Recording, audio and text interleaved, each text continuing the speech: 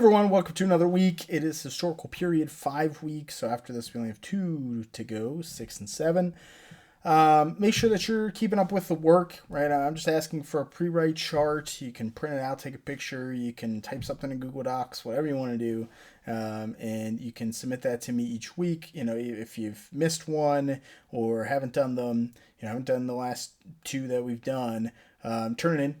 Still, I'll get your points. I'm being flexible with that. But, if you have a lot of work in other classes and things, I understand. Try not to overload you. Feel free to give me feedback on that.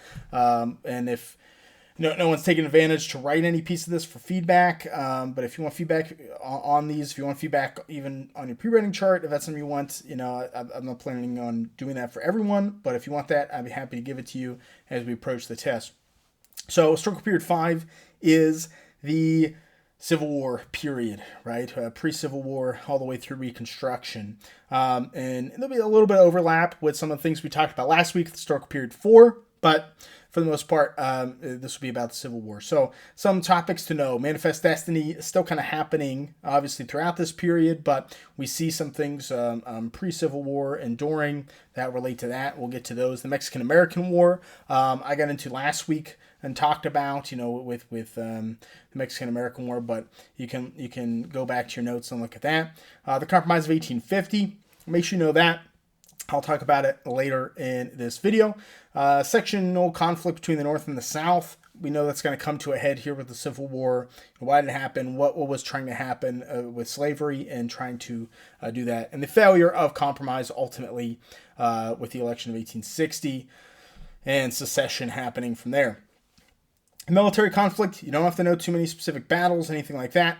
You could bring it in as outside evidence. I'll toss out kind of 2 or 3 key things, but you can jot down some notes and have that. Government policies during the Civil War. So things like Lincoln suspending habeas corpus to throw detractors into prison, the draft, the South not using slaves as soldiers till the very end. Some of the government policies and that effect. Reconstruction and the failure of it. What happened with that? We'll talk about that today. So let's go through the themes. American national identity. We have sectionalism at its peak. The two sides are trying to compromise early in this historical period. We're going to see that break down very quickly. We already talked about with historical period 4 some of those compromises that have happened. The North's victory increased federal power of the states. Kind of a result of the Civil War was federal power expanding, right? The war is about slavery and a state's right to do what they wanted, essentially, with that institution. And with the North winning, basically saying the federal government has power to dictate that. So we're going to see federal power increase. Black men became citizens during Reconstruction. So that's kind of a key piece to this too, right? We're going to see those Civil War amendments passed. I'll get to some of those in a little bit, but black men, not women, will become citizens. Some key pieces of evidence you could use for outside evidence for your DBQ. The Confederate States of America, Jefferson Davis the president, some details about that. Fort Sumter, so kind of the start of the war, to Antietam, the turning point of the war, to the surrender at Appomattox Courthouse that ended the war. So, if you have other things from the war, that if you have a Civil War DBQ, which I think is a real possibility because it's something that everyone's had. This is a topic that honestly is a pretty big part of the test. It was supposed to be a pretty big part of the test already, and it seems to be a focus from the College Board, so it wouldn't surprise me if we see it from this period. Politics and power. So some of the ineffective presidents leading up to the Civil War, especially James Buchanan, we talked about him, possibly the worst president ever, did nothing and let the Civil War happen. The Compromise of 1850, right, which is going to give some concessions to the North, but really the big piece is the concession to the South of the Fugitive Slave Act, which says that any state in the Union, in America, has to enforce the Runaway Slave Act. So if a slave runs to Massachusetts, Massachusetts has to do that. Not only them, but their citizens have to do that. And obviously some people are going to refuse to. That's going to be a big straw. Breaks the camel's back for the North. And basically enforcing that slavery in the North. Popular sovereignty is going to lead to a lot of fights. So this is something we talked about. I'll talk about bleeding Kansas later. But having popular sovereignty seems like the democratic way. Let the state vote, but we're going to have a lot of influence within that, and it's not going to keep things balanced necessarily. Be a compromise. The Republican Party is going to emerge with that 1860 victory for Abraham Lincoln. So they're going to stay to forever, and we have the Republicans now in tow. The 14th Amendment granted citizenship to those that were disenfranchised before. And the 15th Amendment, black men can vote, still not women, and that's an issue. The key piece of evidence, a lot in this politics and power. The conscientious Whigs that opposed slavery, but still were on the other side. The Compromise of 1850, take a look at that. We talked about that. The Free Soil Party that wanted a new territory to not have slavery. That was kind of their platform. The Fugitive Slave Law talked about. The Kansas-Nebraska Act was that compromise that really led to bleeding Kansas. The Dred Scott case is a big one.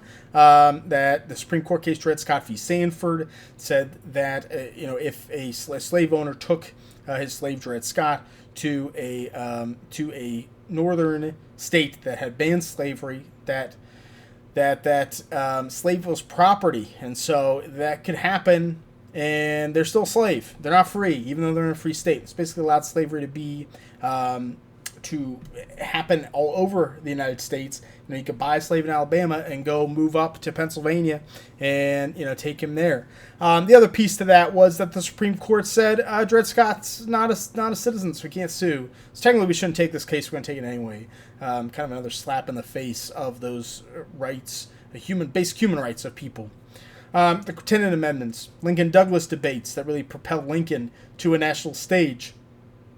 Gettysburg Address after the Battle of Gettysburg, Scalawags, the Wade Davis bill, Andrew Johnson's impeachment. I don't know if that'll be included, but Andrew Johnson broke up the Freedmen's Bureau, and the Tenure of Office Act was passed by Congress to basically say, hey, if the president wants to fire a member of his cabinet, got to go through Congress, got to have them approve it. Andrew Johnson gave him the middle finger and said, I'm going to do it anyway. He was impeached, nearly removed from office. Work exchange technology, the end of slavery, is going to lead to sharecropping in the South. So once slaves are freed, there's not much support. And what can they do? They can work on plantations. So a lot of plantation owners will rehire their slaves or other slaves to work. They have to get paid, but they get paid with a small percentage of crops. So we see that expansion, the Jim Crow laws, these things are kind of embedded here.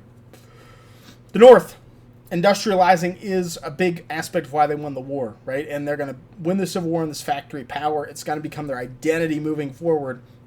North has these big cities, they have these big factories and railroads connecting across America, and the North's going to have most of that railroad transportation for the Civil War, which also helps them win it.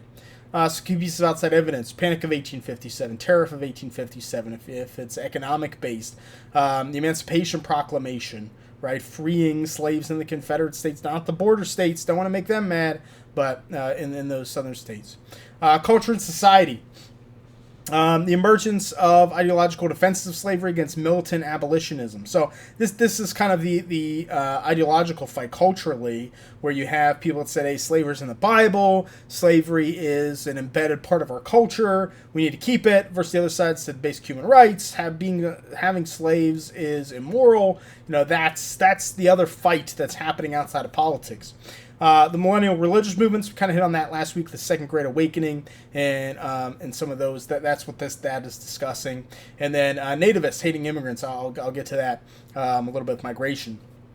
Key pieces of outside evidence, bleeding Kansas, talked about that. The Underground Railroad, definitely in those ideological fights was a big piece. Harper's Ferry, ideological, John Brown raiding a federal armory, being a martyr for this movement. The New York draft riots, when basically protesting the draft in the Civil War. Reconstruction, Lincoln's 10% plan, very lenient, Those war hawk Republicans did not like that. Radical Republicans didn't like it. And when he gets shot and killed, they get to take the power in that fight. The Civil Rights Bill, Freedmen's Bureau, we talked about a little bit. The Ku Klux Klan emerges against immigrants, which leads to the Force Acts trying to break them up and convict them. Takes us right into migration and settlement when you have these immigrants from Ireland, from Germany, Catholics coming into America. That's why the KKK, the KKK we'll see down the line. We'll talk about a bit next week. That they're going to attack those groups. Obviously, at this point, it is very anti-rights of freed slaves and people of color. The Ku Klux Klan is going to try to push for violence, for lynching, for killing those people and stripping them of their rights. And so the Force Acts really try to break that up, and you add the nativist hate of immigrants. That's going to get folded in to the Klan and that mentality. Westward expansion is going to blow up early in this period because we discover gold in California, and the gold rush is going to happen. So some of those things about the West, the Homestead Act, the Moral Tariff Act, trying to give this land in the West away, use it for different purposes, carpetbaggers moving west to vote in popular sovereignty elections, big stuff. So the geography and the environment, the gold rush, going to have an impact on that. A lot of people start moving west. We have a lot of towns pop up on the way. You got to make it from, you played Oregon Trail, right? You stop at these little towns on the way. These towns pop up, become pretty big, that, we'll see down the line get left behind. We also have a large population in the north. That's going to help the victory. Bigger cities, having more people, having more cities, having more factories, that is a change in geography. So, when we see other geographic changes to America, 5440 or fight, for Oregon. James K. Polk kind of planning with the Wilmot Proviso secretly. Maybe we'll try to take Oregon and expand into what now is Canada. Past the Oregon Territory, past what's now Washington State. Gadsden Purchase adds some land in the Southwest. The Pacific Railroad Act increases those railroads. We also see Seward's Folly, right?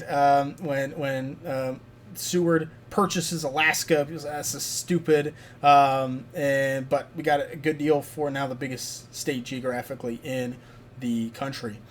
America in the world. So we were still kind of in this isolationist period, right? So we were largely isolationist. The fear in the Civil War was that Great Britain was going to step in on behalf of the South. Britain's going to pull back before that happens. So if you remember the Alabama, you can take a look at that. The Austin Manifesto, the Clayton-Bulwer Treaty, a couple things. We also had some interactions with China and Asia that were happening in this period to pull in. But I think if you get a DBQ from this period, it's going to be about one or two things. It's going to be about the pre-Civil War period or Reconstruction, what those are, or it could really be a focus on social, on African Americans, on women helping in the war. So something to know. If you have questions, shoot me an email. I'm always available. I'm around. I'll get back to you pretty quickly. If you have problems turning in things, whatever. You have questions about the AP test. I gave that update. If I get more information, they're supposed to share a PowerPoint with me this week. I'll have that for you next week if that happens, and we'll kind of go through that process and procedure pretty well. So, I think that's it for me. Make sure that you do the pre-writing chart this week. If you have anything you want me to look over, you want me to give you feedback, you want to write a portion of one of these DBQs, any of them, even just a paragraph, you want me to go over with you. I'll have office hours again this week, so look on the Google Classroom for that. I'll put a link up the day of. And hopefully everything's going well. Give me feedback if you think too much work, too little work. If you want more, want less, let me know. We'll keep in contact, and hope everyone's doing well. And see you soon.